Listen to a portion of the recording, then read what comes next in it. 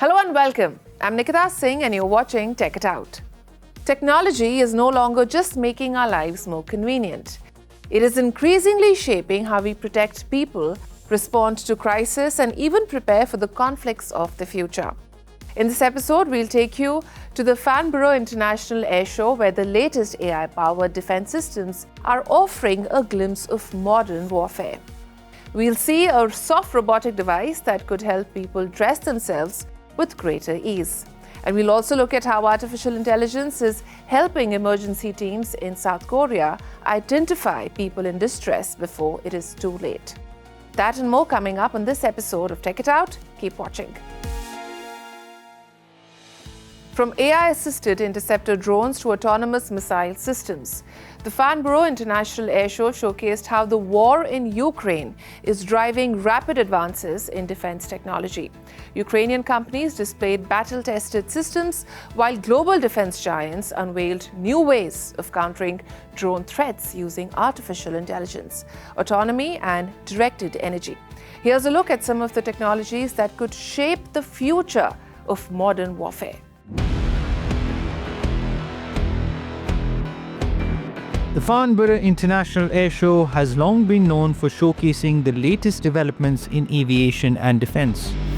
This year, however, one section of the exhibition drew particular attention. Ukrainian defense companies used the event to demonstrate technologies that have been shaped directly by the ongoing war with Russia.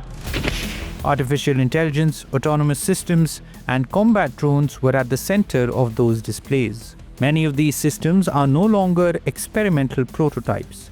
They are already being used by Ukrainian forces in active combat. The technologies reflect how rapidly warfare is changing, with software becoming just as important as hardware. One of the companies attracting attention was Ukrainian defense manufacturer Skyfall. The company unveiled its largest interceptor drone called the P-1 Sunjet Killer. The drone has been specifically designed to counter one of Ukraine's biggest aerial threats, Russia's jet-powered Shahid attack drones. The P-1 Sun can fly at speeds of up to 370 km per hour. It can remain airborne for around 15 minutes, operate within a range of approximately 30 km, and fly at altitudes of up to 9,000 meters. The drone also carries an explosive payload designed specifically for aerial interception. Here on Farnborough Air Show, we at the Skyfall presented the new P-1 Sun interceptor drone called P-1 Sun Jet Killer. This is the drone that was designed to hit specifically jet-powered Shahed drones, the ones that Russia increasingly launch every night towards Ukraine. This drone here, he can fly 370 kilometers per hour with 15 minutes in the air, 30 kilometer range, 9,000 meter altitude, and roughly 500 grams of munition installed in it. Beyond its physical performance, the interceptor also incorporates artificial intelligence. The drone can be equipped with an AI-assisted targeting module. Rather than replacing the operator, the software helps identify, track, and continuously monitor a fast-moving target during the final stage of interception. According to Skyfall, the AI system can maintain target tracking at distances of up to 1 kilometer, giving operators valuable seconds during engagements where reaction time is critical. Skyfall also showcased another system already familiar on the battlefield, the Vampire drone. Unlike the interceptor, the Vampire is designed for multiple operational roles. It has been used to deliver supplies, transport equipment, and carry out bombing missions close to the front line. The company says autonomous systems like these are increasingly taking over missions that would otherwise expose soldiers to significant danger. Instead of sending personnel into high-risk areas, unmanned aircraft are now performing logistics and battlefield support. The objective is straightforward: reduce human risk while maintaining operational capability. The technology is helping Ukrainian frontline vastly in different types of ways possible. The autonomy and unmanned technologies help to preserve the most sacred resource that we have, is the human life. With the use of the drones, with the use of autonomy, we can risk the people's life, soldiers' life much less. Therefore, with the Vampire drone, for example, that Skyfall also has, we can do logistics. That is extremely risky part of the work on the front line can be done by robots right now. Dutch defense company Destinus, which also supplies equipment to Ukraine, demonstrated its AI-assisted long-range missile systems. Among them was the Ruta block autonomous missile alongside the company's Hornet missile platform. Destinus says its systems are capable of navigating independently after launch using onboard artificial intelligence. However, the company emphasizes that humans continue to remain in control of mission planning and target selection. Our systems indeed can characterize as autonomous. Obviously, there is a human in the loop, so missions are planned, targets are identified either at the ground or of course in the air when there is aerial threats incoming for interception. So these targets are designated by humans, but the system thereafter is our systems are able to navigate fully autonomous with the help of the onboard AI solutions to engage on the target. The AI assists with navigation and engagement after launch rather than making battlefield decisions independently. The shift towards autonomous defense systems was also visible at the stands of major global defense manufacturers. Lockheed Martin used Farnborough to showcase Morpheus X Rotor, a reusable airborne counter-drone system designed to disable swarms of small drones using high-power microwave energy. Instead of destroying targets with an explosive warhead, the system fires directed microwave pulses that disrupt a drone's electronics. According to the company, a single Morpheus X rotor can neutralize more than 50 drones in one mission, return to base, be recharged, and deployed again. So Morpheus, next generation Morpheus is going to be able to take on about 50 targets at once when it actually deploys out into a field of drones. And so it's designed to go out quickly, to engage, move from drone to drone. Emits a microwave emitter, has a microwave emitter that actually takes out the adversary's drones, and then it can return to base. You can recharge it, you can send it out again. So it's a great capability to deploy on what our forces are facing right now. The system is also designed to work with different sensor and command networks, allowing it to be integrated into existing air defense systems. We've seen AI write emails, generate images, and even drive cars. But can it help save a life? In South Korea, that's exactly what it's doing. Along Seoul's Han River, AI-powered cameras are helping first responders identify people in distress before a tragedy happens. The system doesn't just record video. It analyzes human behavior in real time and alerts operators when someone may be at risk. Here's how artificial intelligence is becoming an early warning system for public safety. Hundreds of cameras watch over Seoul's Han River. They do not monitor traffic or crime. They look out for something far more difficult to detect, a person who may be about to take their own life. Now, artificial intelligence is helping first responders identify those at risk before they make a fatal decision. And in South Korea, the technology is giving thousands of people a second chance. The role of the AI is to first detect all moving objects within the bridge. It then distinguishes whether they are people or not. If an object that has been identified as a person performs a certain action, a pop-up screen like this is displayed to our operators. The operators then check the displayed screen and determine whether it is something that needs to be monitored or whether it can simply be ignored. The AI surveillance system has been operating along the Han River since 2021. Nearly 900 cameras now monitor 17 bridges across the waterway, but they are not simply recording video. The AI analyzes human behavior in real time. It looks for people who linger in high-risk areas, enter restricted sections of a bridge, or even pick up one of the dedicated suicide prevention telephones. When the system detects a possible emergency, it immediately alerts the control center. First responders can then be dispatched with most bridges reachable within 5 minutes. That speed has made a remarkable difference. Officials say the rescue rate has risen from just 56% in 2012 to more than 99% today.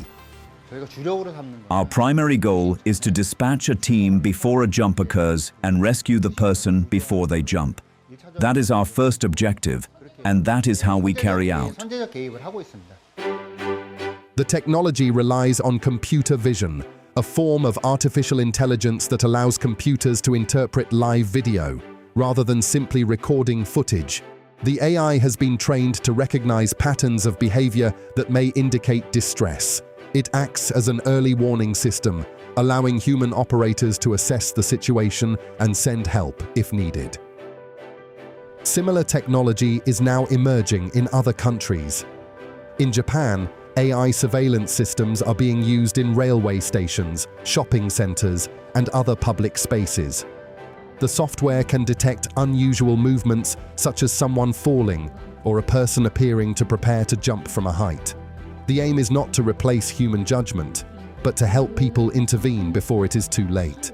人の行動、例えば倒れたりとか。 Security and station staff use this tool to monitor people's behavior, to keep an eye on people who may be in trouble, such as when they collapse or fall, or to detect signs of what is likely to happen next by identifying certain movements.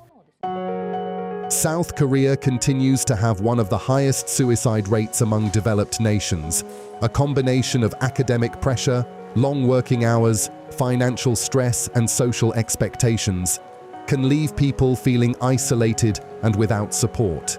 Mental health specialists say many people who attempt suicide believe they have become a burden and that others would be better off without them. That is why early intervention remains so important.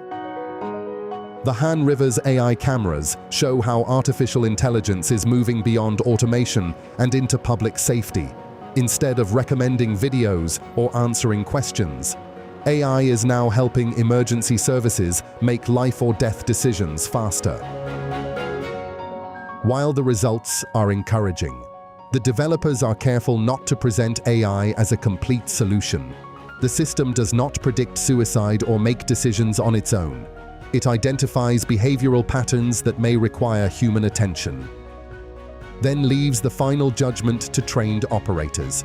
The goal is not to replace empathy, but to give emergency teams a few extra minutes, when those minutes can make the difference between life and death.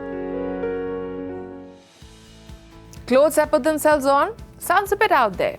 But for elderly or people suffering from mobility issues, this wearable exoskeleton that attaches to clothes and helps you put them on solves a life challenge.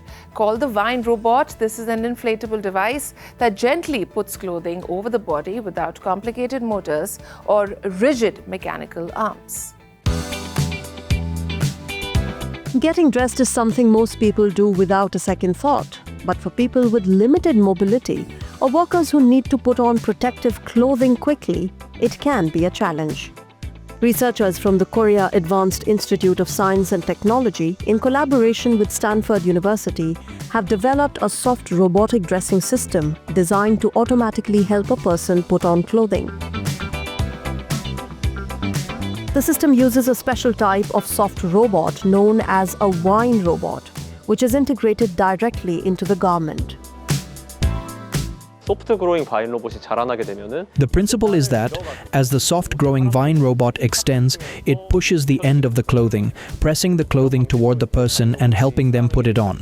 So, the vine robot stays close to the person and dresses them by turning the garment inside out as it moves, allowing it to climb stably along the shape of the body. Also, while the speed varies depending on the air pressure, using the vine robot to dress someone can generally put the clothing on in around 10 seconds. Unlike conventional robots that move their entire body, the WION robot advances by growing only at its tip. When air is pumped into the robot, folded tube-like sections inside the clothing inflate and unfurl. As the robot extends, it gently pulls the fabric over the wearer's body by turning the garment inside out. Because the robot remains close to the body while moving, it reduces friction and eliminates the need for complex motion control systems or precise body positions. The entire process of putting on a full suit takes around 10 seconds. The design was inspired by the way climbing ivy grows along surfaces. A vine robot has inherent compliance. It has the advantage of being able to grow while naturally conforming to a person, much like ivy climbing a wall. Rather than pushing its entire structure forward, the robot continuously extends from its leading edge. This allows it to follow the natural shape of the human body while remaining stable during movement. The robot can also move through narrow gaps and adapt to different surface conditions, including smooth, rough, sloped, or sticky surfaces. Rather than the robot's entire body moving, it moves as its tip grows forward, and this brings many advantages. In particular, it can pass through narrow gaps, grow while adapting to the shape of its surrounding environment, and move regardless of whether the surface is slippery, sticky, or sloped. The flexible design makes it suitable for a wide range of body shapes without requiring individual calibration. The idea for the project came from a simple everyday situation. The lead researcher imagined a cyclist caught in the rain while carrying a backpack with both hands occupied. That led to the concept of clothing that could be worn automatically without manual assistance. Beyond everyday use, the team believes the technology could help elderly people, individuals with disabilities, and patients with limited mobility who may struggle to raise their arms or put on clothing without assistance.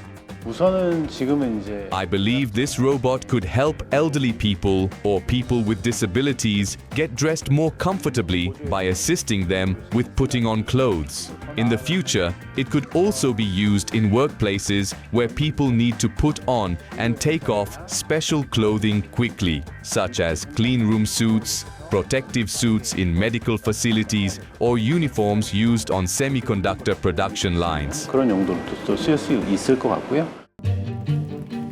The researchers also see industrial applications in environments such as semiconductor fabrication facilities, pharmaceutical plants, and hospitals. Workers often need to put on specialized protective clothing quickly and correctly. An automated dressing system could reduce preparation time while improving consistency. While much of today's attention is focused on artificial intelligence software, this system shows how innovative mechanical design can solve complex problems without relying on sophisticated control algorithms.